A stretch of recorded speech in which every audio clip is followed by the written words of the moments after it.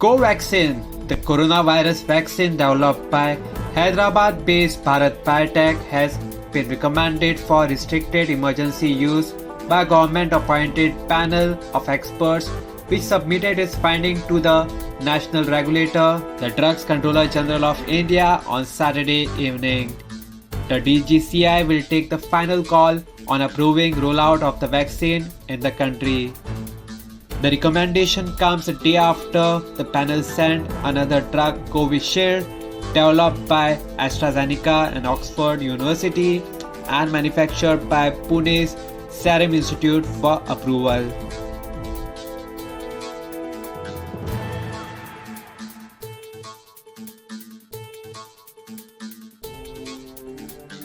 Subscribe to Goa First News and Entertainment channel and click on the bell icon and never miss any update.